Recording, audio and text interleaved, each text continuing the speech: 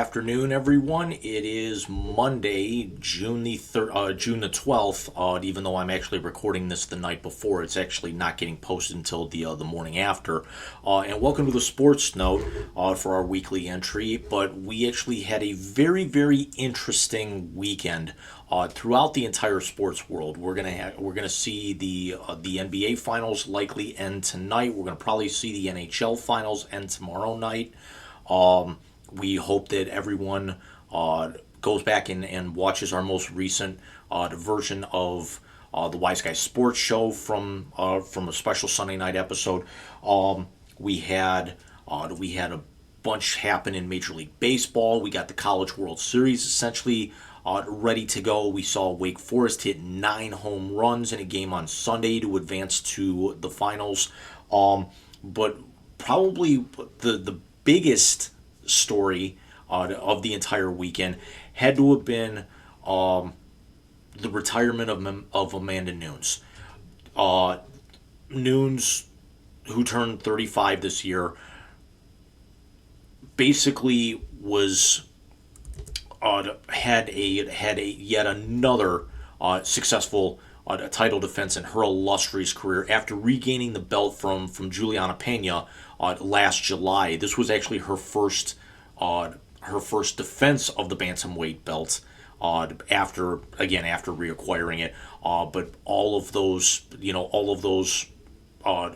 title defenses that she had against Valentina Shevchenko, beat Ronda Rousey, won it from Miesha Tate, beat Holly Holm, beat Jermaine Randame, beat Felicia Spencer, beat Megan. In her career, even though the Spencer fight was for the featherweight title, annihilated Chris Cyborg, which was probably my favorite fight in the last 5 years, because I hate Cyborg that much. But beat Irene Aldana, who really, I don't want to say short notice, but that fight was actually changed about a month ago. The fight was originally supposed to be the trilogy of Nunes and Pena. Pena pulls the massive upset a couple of years ago, stops the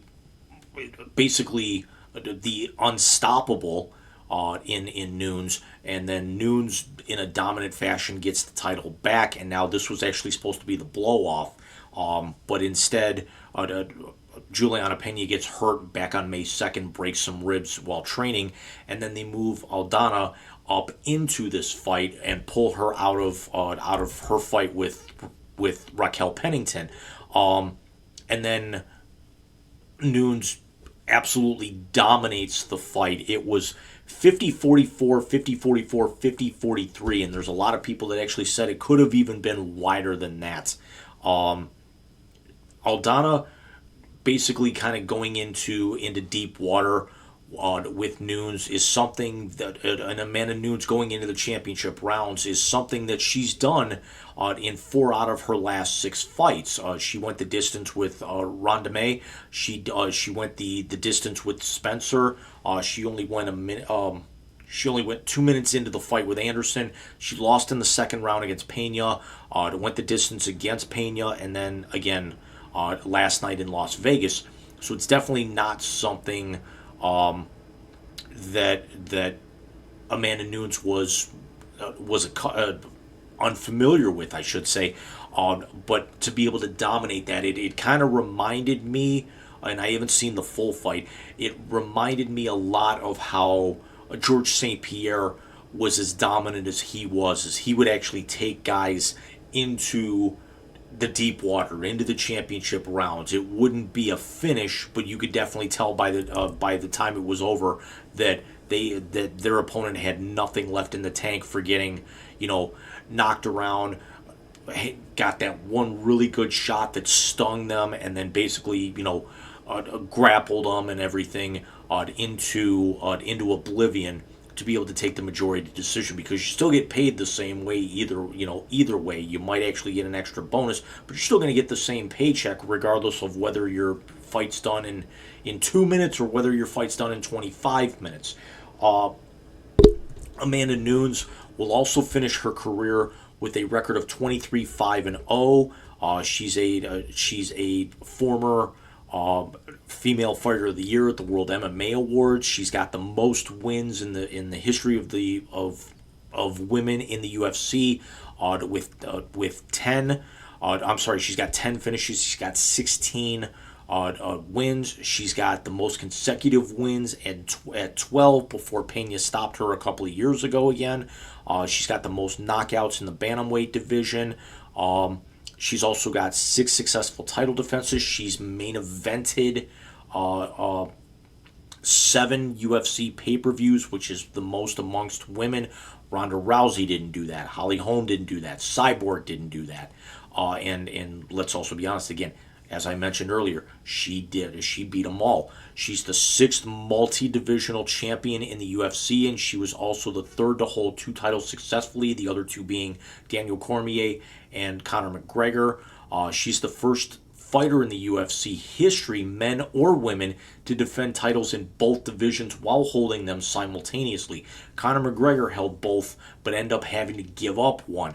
Nunes didn't actually have that. Because let's also be honest, the featherweight championship, Amanda Nunes was a placeholder. Yes, she did actually beat Spencer, and she also and the Anderson fight, but those were really the only contenders for that title, because the featherweight title was created to placate to Chris Cyborg, because Cyborg didn't actually want to come down. Cyborg wanted everybody else, namely Ronda Rousey, to come up, and when Ronda Rousey would not come up, they had to do something to keep Cyborg happy, which is why for my money, yeah, Cyborg was probably one of the most intimidating fighters in the history of mixed martial arts, but I also think that Chris Cyborg Santos might be one of the 3 most overrated fighters in the history of mixed martial arts, as long as I've been a fan, and I go all the way back to UFC 50,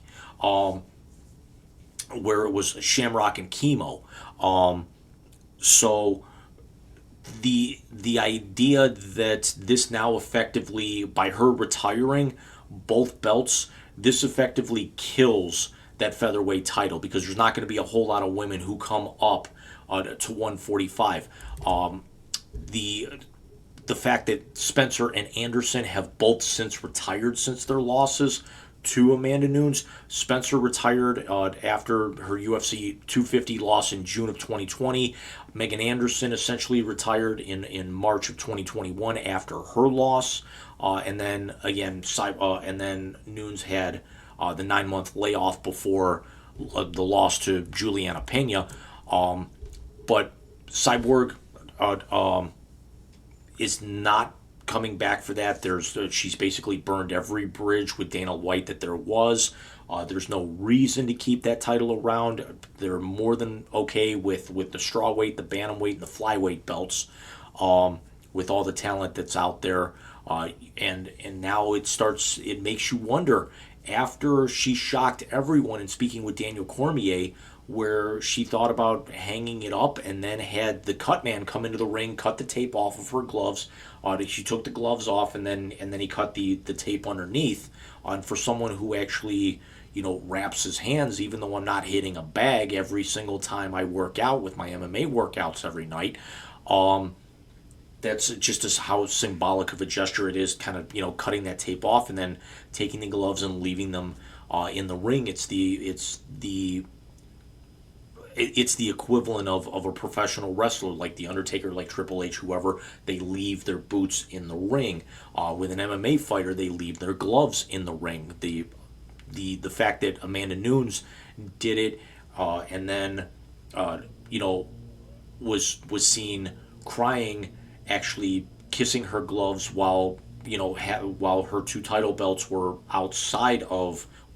lining the outside of the gloves. At that point, basically made it just about official. So, who becomes the face of women's mixed martial arts going forward? Valentina Shevchenko, who Nunes defeated twice in her career, albeit one of those was highly controversial and was about the closest thing to a draw as Nunes would ever see in her career. Valentina Shevchenko just got beaten her last fight in another monumental upset that nobody expected to happen. Rose Namajunas has fallen back a little bit. Juliana Pena is not enough of a household name. She's kind of getting there after the upset, but when you get dominated that much in the return fight, and Juliana Pena is 33, Amanda Nunes just walked away at 35. So who becomes the face of women's mixed martial arts going forward? There's still a lot of very, very talented, women out there, but none of them are going to be able to try and get into that stratosphere that Ronda Rousey did, and then was eclipsed by Holly Holm for a little while after that massive upset, and then Amanda Nunes just basically killed the world and everything in her path. Aldana last night, pun intended, literally got thrown to the Lioness, which is Amanda Nunes' nickname, the Lioness. And Amanda Nunes she's got a 3-year-old daughter with her wife. She's the first openly lesbian champion in any of the UFC's 4 women's divisions. After her daughter was born in December of 2020, I want to say. So she's got she's still got Modelo money coming in, and actually it was funny is after DC had the interview kind of end, Nunes was actually seen holding her daughter while actually drinking a Modelo in the cage after her gloves had been cut off and everything. So where does we know that the featherweight title essentially is going to go by the wayside, but we've got the possibility of Raquel Pennington and Juliana Pena is going to be in the mix for that bantamweight title. Rocky Pennington is going to be in that mix. But there's another name that's out there that a lot of people are kind of putting under the radar a little bit, and that would be Ketlin Vieira. And I apologize if I'm saying that incorrectly. Vieira is right now ranked 3rd in the division. Pena's ranked 2nd, and Rocky Pennington's number 1. It would actually, and whoever holds the title, very, very well deserved.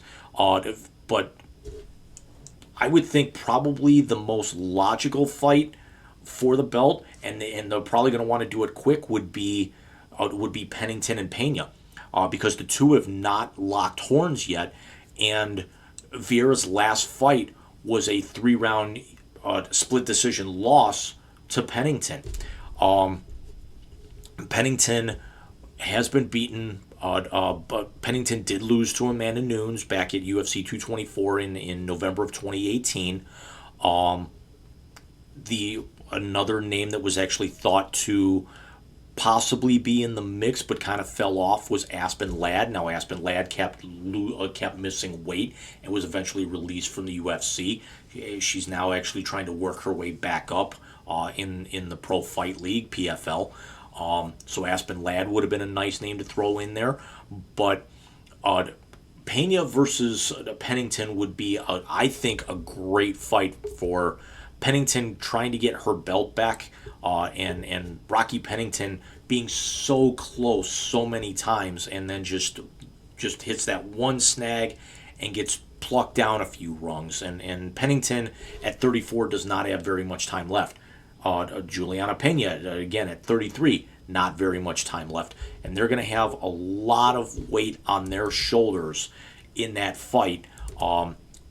Juliana Pena has not fought since July with the Amanda Nunes fight, and then the Pennington Vieira fight happened back in January. So if they want to be able to try and set this thing up, if Nunes officially files paperwork with the